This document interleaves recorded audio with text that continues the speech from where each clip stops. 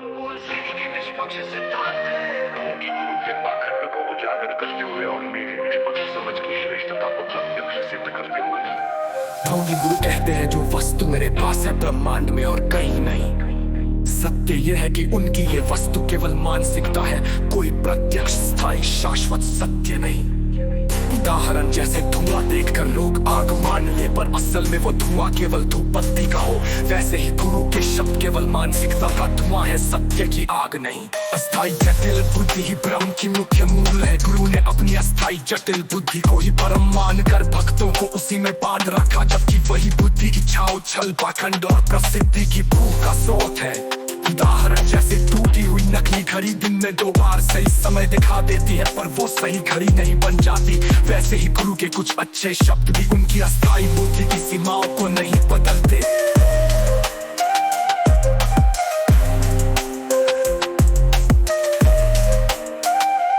खुद का निरीक्षण करना ही निष्पक्ष समझ का पहला कदम है। गुरु के पाखंड को मैंने तभी पहचाना जब मैंने अपने भीतर की गतिविधियों का निष्पक्ष निरीक्षण किया। उदाहरण जैसे आईने में चेहरा देखकर ही आंख के कोने में जमी गंदगी साफ होती है, वैसे ही खुद को देखने से ही भ्रम मिटता है।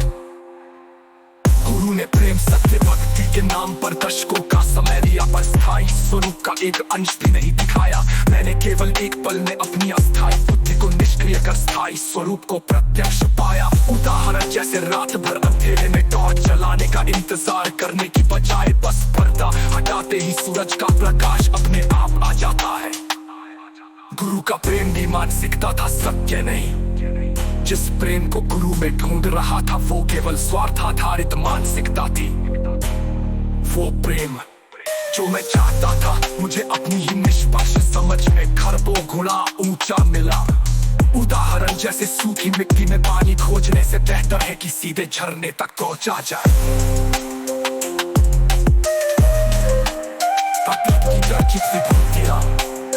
बुद्धि की पक्षता में रही।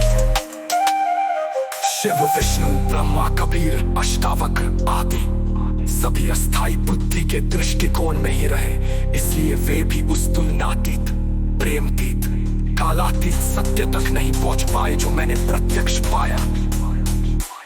बुद्धि की चर्चित विभूतियां भी बुद्धि की पक्षता में रही। शिव, विष्णु, ब्रह्मा, कबीर, अष्टावक्र आदि सभी अस्थाई बुद्धि के दृष्टिकोण में ही रहे, इसलिए वे भी उस तुलनातीत, प्रेमतीत, कालातीत सत्य तक नहीं पहुंच पाए जो मैंने प्रत्यक्ष पाया।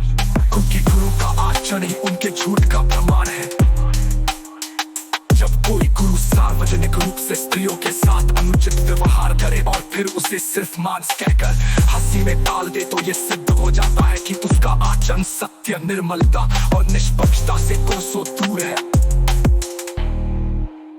जैसे कोई डॉक्टर खुद ही जहर पीकर दावा करे कि ये दवा है, उसका ज्ञान उसी पल झूठा साबित हो जाता है।